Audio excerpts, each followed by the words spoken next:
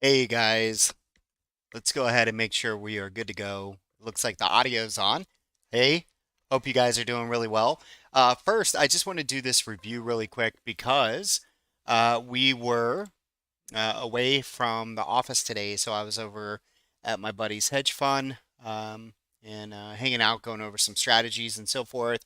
But we did take trades, and I want to show you those, and I kind of want to go over where my sentiment was, and how I came into the day and how I traded it, and maybe talk about could I've done things better? It was a really good day, um, but yes, I could have done things better. So I want to go over that and see what you guys think, and if you have any questions, again after this, you can reach out to me and so forth. Okay.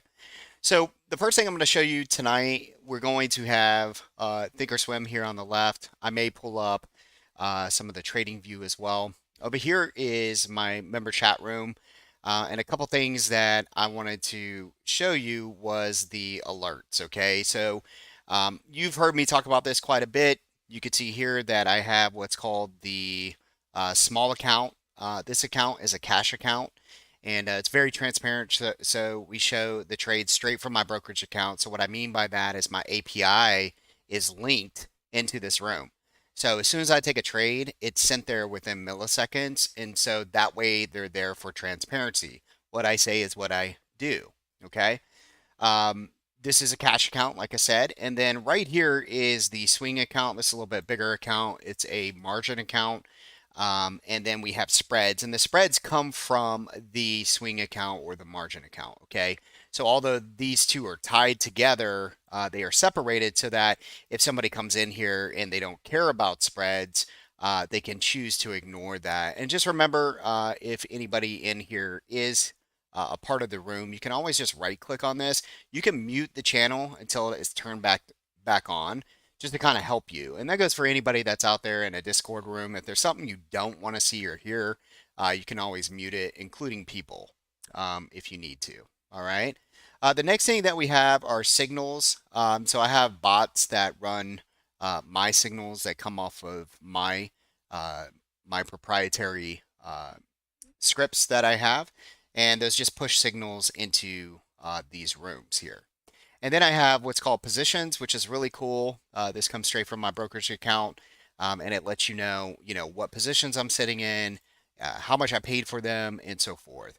So you could see here, for example, today I closed out the session.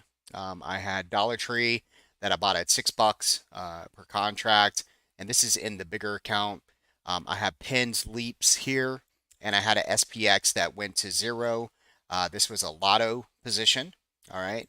And then down here, I had spreads on. We have a butterfly Google, and then I have butterfly SPY for a hedge going into tomorrow's data. All right. Now, this is updated. You can see here, I believe every hour. So you can see 1 hour, it's updated, pulls from the account itself. Okay. So let's go through some of the trades that I took today. We'll start right here in the spreads account. All right. And if you come up here, you will see that we were trimming right on open. Now, I had quite a few of these butterflies. May not look like a lot. So, again, it depends on your position size, right? Everybody is different. As soon as what I really like about this whole entire system that, I've developed at Trendy is that you don't have to wait for me to type. Like this stuff can take a long time to try and convey this message. So again, it just immediately comes out. You see the percentage gain or loss. You can see the price that I got out. And you see right here where it says trim, that's really helpful. And anytime I buy something, it's green. So it's green. And then when I trim, it's blue.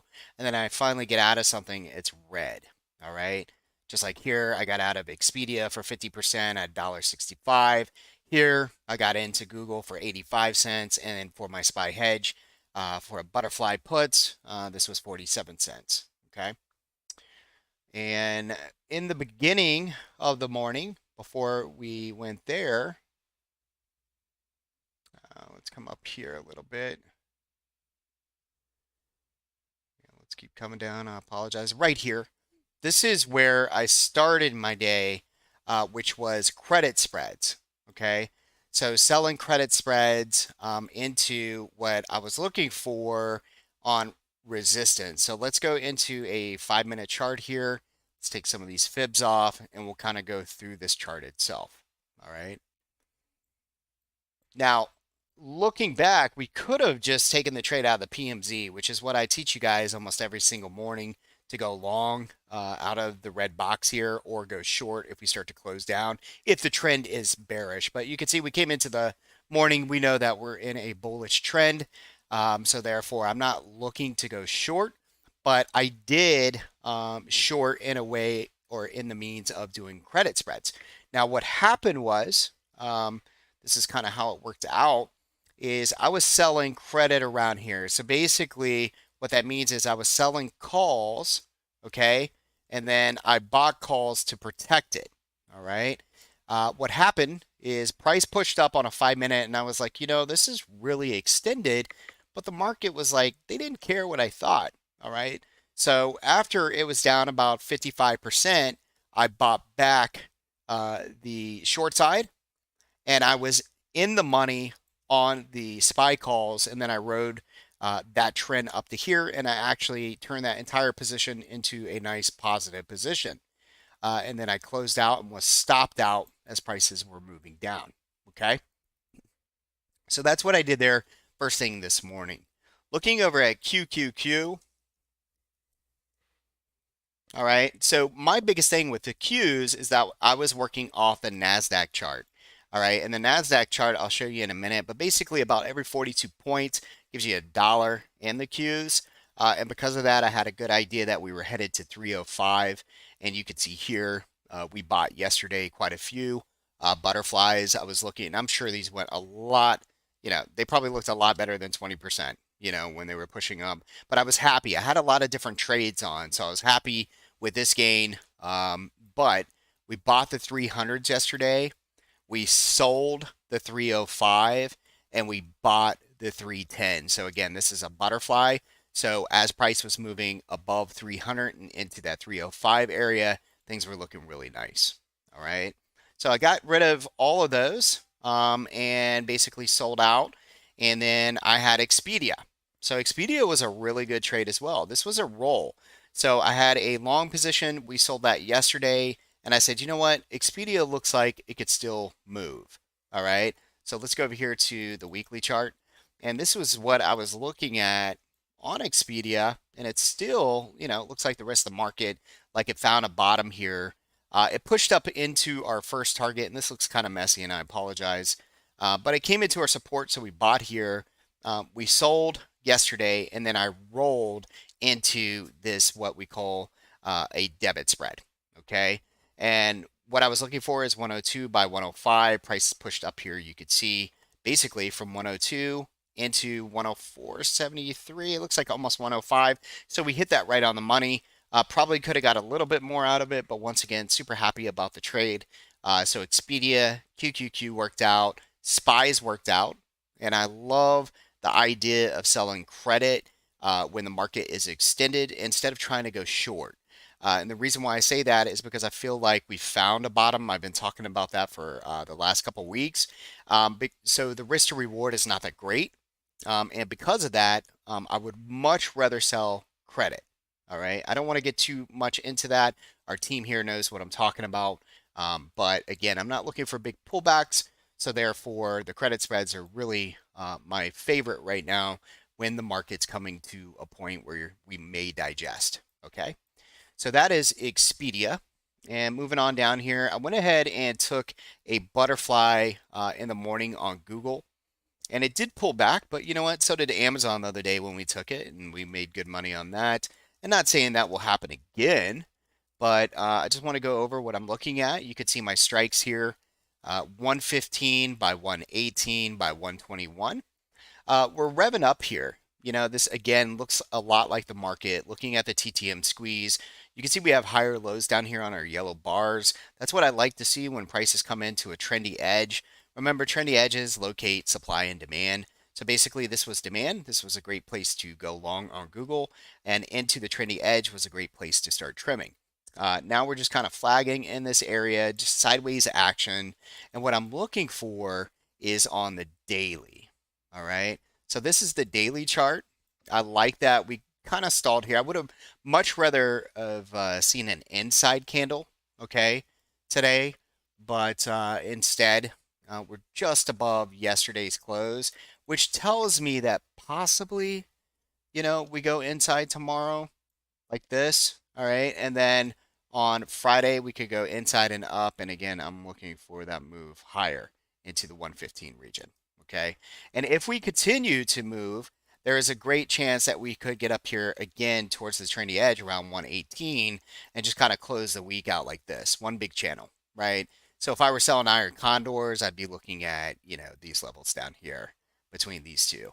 But instead, I went with the butterfly, taking a bullish stance that we could just digest tomorrow and then push up into Friday on Google. All right. Also, really like Google, and I would love to kind of have them in the portfolio. I'm not going to let anything exercise in the money, but just a thought that I was throwing out there, and I just want a little piece of the action. Okay. So that's Google. Over here on SPY, on the downside, now this is out of the money. About 2 days out, we have some econ that's coming out tomorrow, some econ news. And let's go over here. This is SPY. It's flagging on the 4H or the 4 hour. We're going inside and down. And because of that, I feel like I want to have a little bit of protection on. Plus, we have this really big move right here, and it needs to digest. But here's the thing, right? It's selling call credit spreads, probably the better idea for me in this area. But since we're bullish, I don't want to have to defend again and try to, get rid of the short side, go long, kind of like I did this morning. So I wanted to avoid that, especially if we had some kind of crazy gap up off of some sort of catalyst that I'm not expecting. So instead, I bought out of the money. All right. And see this right here, this 392 area. This is the cloud, the top of the cloud. So I'm targeting this. And, if we get a little bit more than a dramatic pullback that, some traders are not expecting, we would break this. And if we break that, I start to go in the money. And again, this doesn't expire until Friday. And then I would be looking for the pullback into the trendy edge, which is 389. So if you look over here, I have myself a 392. All right. 392, a 388, and a 384. So that covers my levels just in case we pull to the downside. All right. And so that's what I have there on the SPY. And let's go over here into the small account. The small account is looking really good. We have INMD. Let's go over there and take a look at that in mode. Talk about that really quick. So you can see here we trimmed, and again, you can see all of our entries, our exits, and so forth. Had a banging day, banging week. Here's Chewy. We'll talk about that in a second. We got another piece of it today. I kind of want to go over that, but we're actually positive on this now. We added into that, and that was part of the plan. But there is something kind of in the way, and we're hoping that it can kind of break through that trendy edge. And that's the thing about trendy edges, they work so well. When I'm in a short and we're coming down into an edge, I really want to see it break, but a lot of times it's support. And again, I'll show you that here in a second, okay?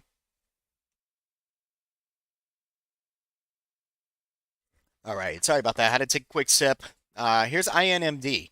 This was a blueprint that we gave you 2 days ago. This was the overall look for me. I want to go and take you into a weekly. I really like this chart. You can see that we're building off. You can also see that we came into the trendy edge very nicely. We found support there. And because of that, this is really making me excited about the trade. All right. You could draw a line down here, whatever you want to do, find some support. We break that. Looking up into the left on a smaller time frame, not on the weekly, but a smaller time frame, I found some resistance here. Plus, you have the trendy edge, which is that blue line. Remember, this is going to be supply and or and so I'd expect price to turn around in here.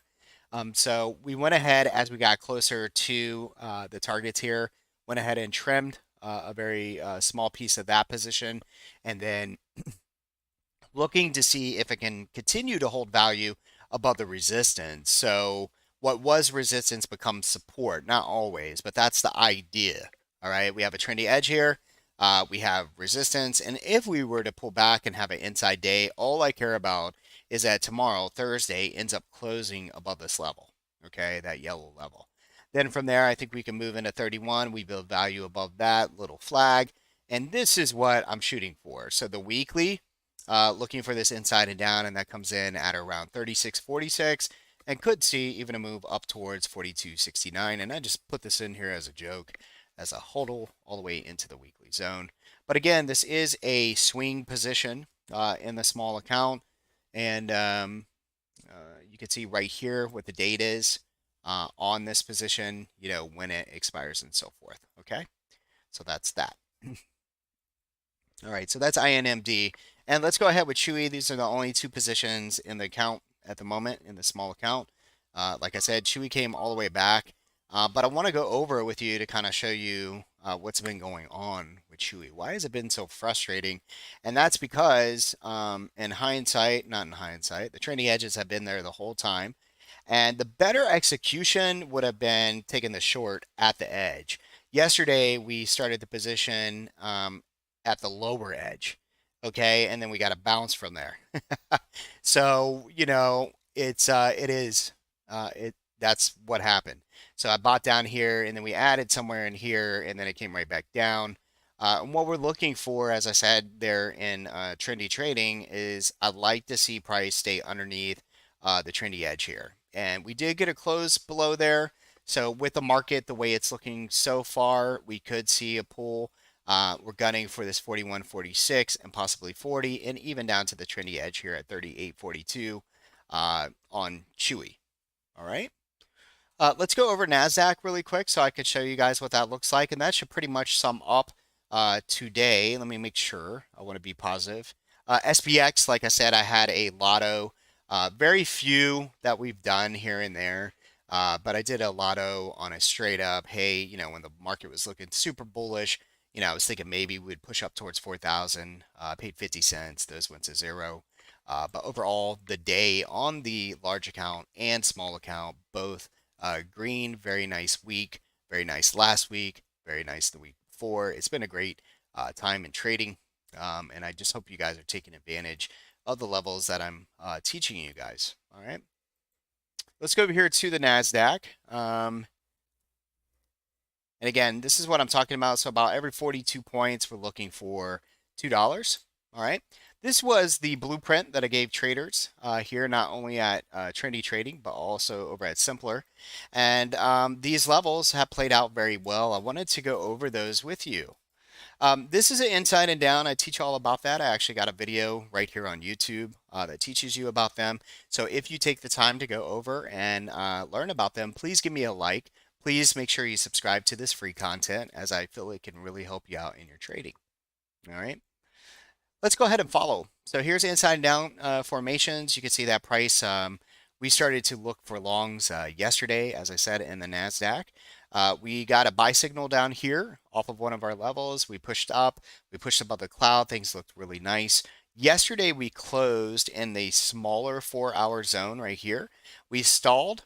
And let's go ahead and zoom in here because this is really important for future references. Is that we have the cloud. You got that pullback in the morning. It came right into the cloud. It came into a trendy edge. All right. And it's just a stair stepping on the 4-hour. This is what you expect. Okay. On a 4-hour, this is, in my opinion, the best chart to identify a trend to the upside. And what we end up doing is doing this little stair stepping, right? You've heard the stairs up, right? The stairs up and the elevator down. That's typically how the market works, all right? So you're looking for these type formations here. Now notice today we stalled at the next inside and down, and you can see here, if we were to zoom in, this candle's pretty strong, and because of that, it tells me that there's a lot of selling pressure inside this zone. So therefore, I put on a hedge going into tomorrow, but also made sure that I got out of trades. And I apologize, I actually got out of Disney as well. I just realized that. Let's see if we can bring this over.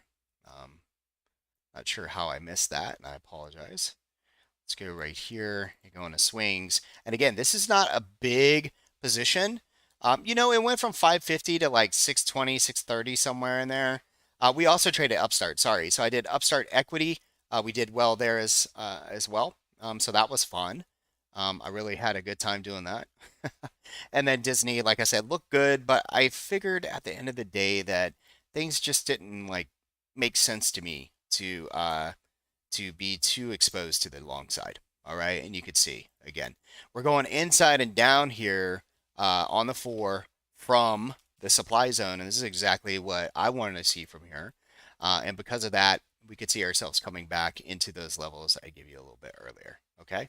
Let me show you really quick on Disney what I did there and why I took the trade. So I took a limit trade here, and I think it's really important to learn from this. Obviously, I missed the trade. Notice I only made like $50 a contract or whatever on that, but I missed the trade, so I came in late, and what I noticed was this candle here, okay, was pushing up, and I put a limit for price to come back closer to the trendy edge. It pulled back and then it pushed up and then we sold up there. Okay. So it pulled back. I had a limit order. I knew where I'd want to get in if it pulled back. And just like tomorrow, say we go inside, my areas of reference, like if I wanted like a quick trade, for example, I'd probably program this to go long if it was less than or equal to right in this area around this cloud. All right. Now, the market again is a little extended and it could just keep coming back and then bouncing off the cloud. All right. But I think the bounces, the moves up become a little bit shorter. And what we end up doing is just kind of flagging in this entire area right here. Okay. All right, so we've basically went over everything. Let me go ahead and end the session with what I think is going to happen on the ES futures. That's probably my favorite to cover, and you all know that. So I'm going to bring this up.